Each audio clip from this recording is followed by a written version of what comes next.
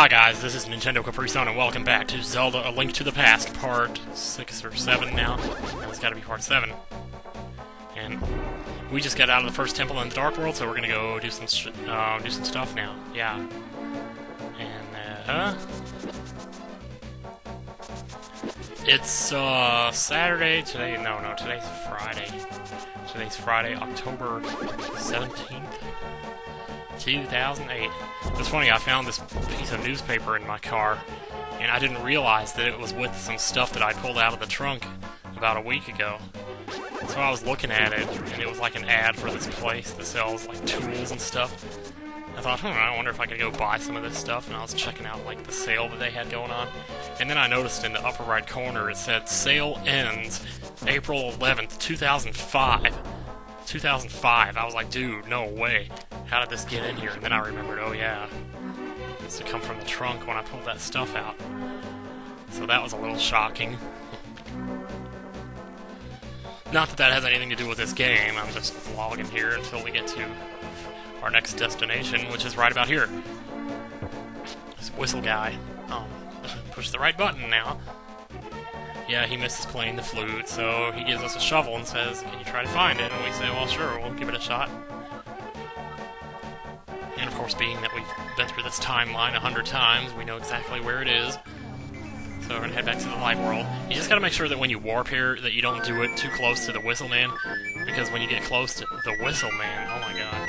But yeah, if you get too close to him, it'll freeze you as the animals run away, like this right here. I can't move right now. So if I'd been standing on top of the warp, it would just send me back to the Dark World, and that wouldn't have been good at all. So, let's go back. Not because I need to play it for him. Actually, I need to be in the light world right now. But there's a quick heart piece I can get here, so I'm going to go get that. And then we'll just do whatever. Out of my way. And away we go. Yeah, I don't know what the hell I'm going to sing at karaoke tonight. Lately at the store, they've had it on this 90s music, so it's been really nice. It's been kind of cool. I think the last song they played before it switched over to the classical music, or whatever, the elevator music, whatever you want to call it, was Britney Spears' "Baby Hit Me One More Time." But because that's like the only 90s song she has, everything else was 2000, wasn't it?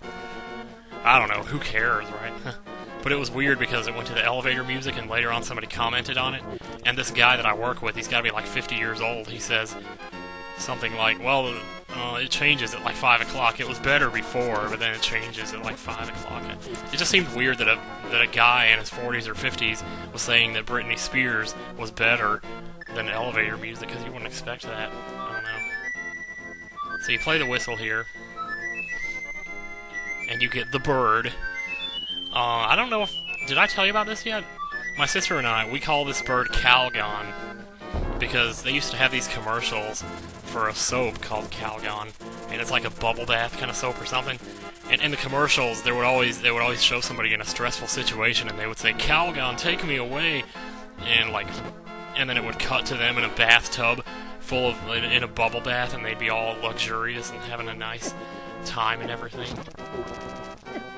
So, and it was kind of the implication of the commercial was that Calgon, the soap, takes you away, into a bubble bath, like into a different world. But, so when I would call that bird, it's like, for some reason, I used to always say that line from the commercial, and I ended up saying it so many times that I just started calling that bird Calgon. So my sister and I made, like, these commercials on Mario Paint of, like, Calgon, flight at your service, or something like that. It was cool stuff. She did a part where, like, Kiki the monkey was calling Calgon, like he was one of her customers, or his customers. I don't know if it's a she or a he. Oh well. So we're 4 minutes in, we're going to start on the 4th dungeon, and I'm pretty sure we can finish it in this video. That's how easy this dungeon is. This dungeon is pathetically easy.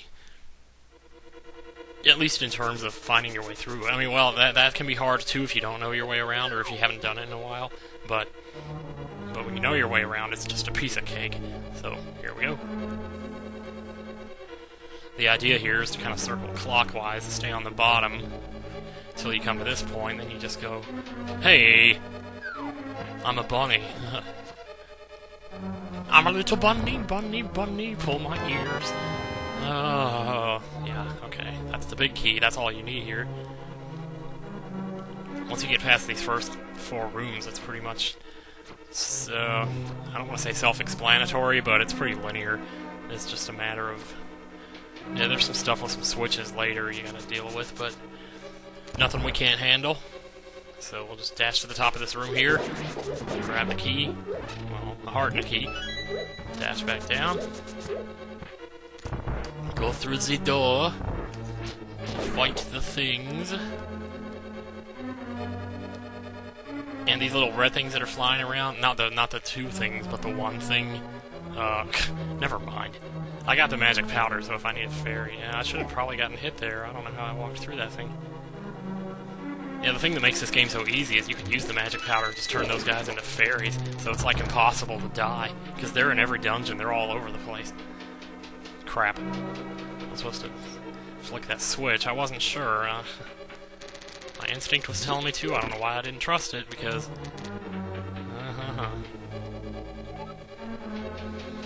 Okay. Well, that set us back by about 15 seconds there, I don't know. We should be okay. And across we go. I always love to look at those bugs and see what color they're going to be when the screen freezes and you go to the next room. It's cool stuff. Whew. Wasn't sure if that was going to blow or not, but, you know, if it was going to blow the hole in the ground like it should. As you might remember, in the light world, they said blind the thief didn't like light. Well, this is where that comes into play. And when I was younger, it took me a while to figure this out. So, I may say it's easy, but it's not. I'm not sure if that switch is right or not. I'm gonna get some magic powder and grab me a fairy here. Shoot, I was supposed to leave it alone. Boy, I just don't know when to switch that thing and when not to. Okay, there goes another 15 seconds. We're almost done, though. We're basically probably about halfway through right now. We just gotta go downstairs and pick up the bitch. And, the Power Glove Power Glove Part Do, whatever you want to call it. Ugh, that is just so whatever. You know, if you're gonna say something that sounds that stupid, you shouldn't be so blasé about it. Power Glove Do, Power Glove Do. I don't know what I'm doing, man. Ooh, okay. Dude. Okay, here's the bitch. Just get the key, and then what she'll do is, like, if you try to she asks you to take her out of the dungeon, but if you try to go out any of the entrances that you came in, she'll say, I don't want to go this way. And so then it's like, well, what are you supposed to do if she's trying to keep you trapped in the dungeon and get you killed? She kept me trapped in here for quite a while before I figured out that light thing. But fortunately, unlike most other items that follow you in the game, you can actually dash attack with her, and she won't leave you. Most other items, like the big bomb or the treasure chest, if you push A, it drops them and leaves them behind. And sometimes you can't pick them up again. But with this girl, you can pretty much dash and get through it, so that's good. Here we go. Man, oh man, yeah. I knew we were going to get it done in this video, I just didn't think, wow, I didn't think we would get it done this fast, though. Shit, man. Fuck. Here we go. It's going to be a chance to show off my fireball dodging ability, or the lack thereof here. Oh, there we go. Hang on a second. Oh yeah, oh yeah. Oh, man. I love it when it's really close like that and they almost hit you. Wait.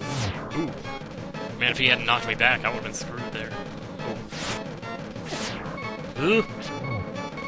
Come on, one more hit. There we go. Booyah! And that's the 4th dungeon for you. Piece of cake, baby. I mean, seriously.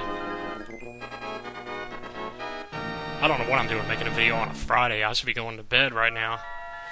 So we got karaoke tonight. I think I mentioned that already. Guess I'll pull out my patented girl voice for this again. Link, because of you, I can escape from the clutches of the evil monsters. Thank you. As the wise men sealed away to the Dark World, the Knights of Hyrule defended them from the attacks of evil monsters. I heard that the Knights of Hyrule were nearly wiped out in that battle. That must have sucked. You were perhaps the last one to carry on the bloodline of the Knights. It is ironic that the last one in line has the potential to become the hero of legend. It's like rain on your wedding day. Do you understand? I think I missed something there. Oh well. 300 rupees even, how about that? Okay guys, so that's all for this episode of Let's Play A Link to the Past. I guess I'll see you next time!